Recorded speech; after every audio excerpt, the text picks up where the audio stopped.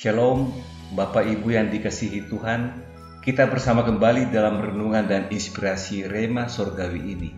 Mari buka hati saudara dan damai sejahtera Allah dalam Yesus Kristus menyertai kita semua di dalam renungan inspirasi ini. Tema Rema Sorgawi ini adalah Life is short atau hidup ini singkat. Dan ayat firman Tuhan yang mengawali renungan inspirasi ini adalah terambil dari kitab Yakobus 4 ayat 14b yang tertulis, hidupmu itu sama seperti uap yang sebentar saja kelihatan lalu lenyap. Saudara, figur yang akan mengisi renungan ini sebagai permenungan kehidupan kita saat ini ialah Steve Jobs. Steve Jobs adalah mantan CEO perusahaan Apple yang sangat terkenal itu. Sampai saat ini, Apple menghadirkan banyak perangkat teknologi mulai dari Mac, iPhone, iPad, Apple Watch, Apple TV, HomePod, dan masih banyak lagi. Berkat Steve Jobs dan teman-temannya, Apple kini mendapat perhatian banyak orang di seluruh belahan dunia dan selalu ditunggu perilisan produk terbarunya. Prinsip-prinsip hidupnya dan tulisan quotes-nya sangat paralel dengan pesan firman yang kita dengar tadi, bahwa hidup ini sangat singkat. Sebagai seorang yang visioner dan inovatif, sosok Steve Jobs membawa pengaruh bagi seluruh dunia. Oleh karena itu, tidak ada salahnya kita sejenak mengetahui kehidupannya secara ringkas saja. Steve Jobs lahir pada tahun 1955 dan pada tahun 1976 ia mendirikan perusahaan Apple, dan selain itu dia juga pemegang saham dan anggota dewan direktur di Walt Disney. Steve memiliki 3 putri dan 1 putra. Pada saat puncak-puncak karir kehidupannya itu, Steve menderita penyakit kanker pankreas yang dideritanya selama 7 tahun. Namun selama masa sakit itu, ia masih sempat mempersiapkan perencanaan bangunan markas besar Apple di lembah Silicon, California. Dia meninggal pada tahun 2011 dalam usia 56 tahun di California, dan namanya dikenang dan terkenal sebagai pebisnis dan penemu dari Amerika Serikat. Harta Steve Jobs yang diwarisi oleh Lauren, sang istri, nilainya di kisaran 24 miliar dolar Amerika Serikat atau setara dengan 343 triliun menurut Bloomberg pada tahun 2018 dan berada di urutan ke-40 miliarder terkaya di dunia. Saat Steve Jobs masih hidup, dia bersama istrinya Lauren sudah mendiskusikan tentang pengelolaan harta kekayaannya kelak. Mereka berdua menyadari bahwa meneruskan pewarisannya begitu saja kepada anak-anaknya kelak bisa berimplikasi yang tidak sehat bagi anak-anaknya. Steve Jobs ingin anak-anaknya memiliki daya juang, mengembangkan kemampuan dirinya sendiri, dan memiliki inovasi dan visi untuk sesuatu bidang yang anak-anaknya tekuni. Steve Jobs dan Lawrence akan mewariskan jumlah yang sewajarnya saja, namun tetap menopang anak-anaknya dalam batas-batas menyiapkan sarana saja.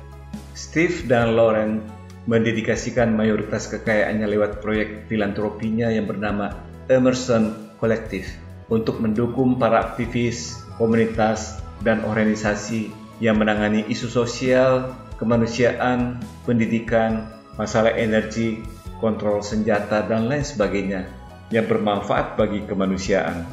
Di saat-saat Steve Jobs bergumul dengan kanker pankreas yang menggerogoti tubuhnya, dia menulis quote, "Waktu kita terbatas, jadi jangan membuang waktu dengan hidup dalam hidupnya orang lain." Juga dia menulis quote yang menjadi refleksi bagi diri kita semua yang berbunyi, "Selama 33 tahun hidupku, saya melihat cermin setiap hari dan bertanya-tanya pada diriku, jika ini adalah hari terakhir dalam hidupku, apa yang saya mau perbuat hari ini?" Saudara, di balik reputasi dan kekayaannya itu, dia sungguh menyadari bahwa hidup ini sungguh begitu singkat, dan ini sesuai dengan apa yang dikatakan oleh firman Tuhan tadi. Hidupmu itu sama seperti uap yang sebentar saja kelihatan, lalu lenyap. Saudara, mari kita saksikan video ilustrasi tentang hidup ini yang begitu singkat. Video ini dari sumber YouTube yang berjudul Life is Short.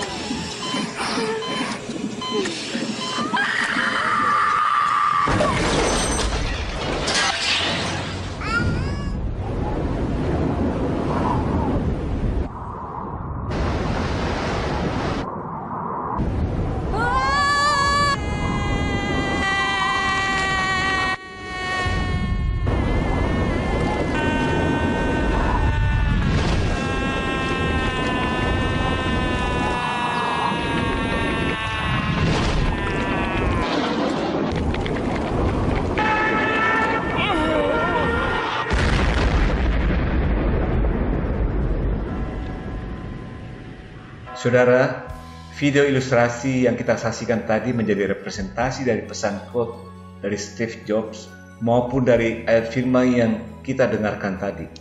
Dan apa yang dikatakan oleh Steve Jobs kepada dirinya sendiri yaitu, jika ini adalah hari terakhir dalam hidupku, apa yang saya mau perbuat hari ini? Sebenarnya itu juga menjadi pertanyaan bagi diri kita masing-masing. Terlebih di masa pandemi COVID-19 ini, di mana begitu sering kita mendapatkan berita mengejutkan atas kepergian orang-orang di sekitar kita, kerabat kita, bahkan keluarga dekat kita yang disebabkan oleh keganasan virus corona itu. Menjadi refleksi bagi kita, sekiranya hari ini menjadi hari terakhir hidup kita. Refleksi yang pertama, apa yang kita inginkan orang-orang di sekitar kita katakan tentang diri kita? Tentu kita berharap orang-orang mengatakan hal-hal yang baik atas kehidupan kita. Dan refleksi yang kedua, apa yang akan kita katakan kepada diri kita sendiri di saat sebelum ajal datang menjemput diri kita? Apakah kita sudah siap seperti Rasul Paulus yang penuh keyakinan berkata kepada dirinya, "Aku telah mengakhiri pertandingan yang baik, aku telah mencapai garis akhir, dan aku telah memelihara iman. Sekarang telah tersedia bagiku mahkota kebenaran yang akan dikaruniakan kepadaku oleh Tuhan pada harinya." Ini dikutip dari 2 Timotius 4 ayat 7-8a. Saudara, kita pun perlu mempersiapkan diri untuk memperkatakan seperti itu. Dan Allah memberi kesempatan kepada kita pada waktu ini untuk melangkah masuk ke dalam hari perkenanan melalui firman-Nya dalam 2 Korintus 6 ayat 2. Sebab Allah berfirman, "Pada waktu aku berkenan, aku akan mendengarkan engkau, dan pada hari aku menyelamatkan, aku akan menolong engkau. Sesungguhnya waktu ini adalah waktu perkenanan itu. Sesungguhnya hari ini adalah hari penyelamatan itu." Nah saudara, jika ada hal-hal masa lalu kita yang belum kita lakukan pemberesan dengan Allah, maka saatnya kita bangkit seperti si bungsu, datang kepada bapaknya dan mengakui dosa-dosanya. Dan sang Bapa merangkul dan menerima kembali si bungsu masuk di kehidupan dalam kasih karunia Allah.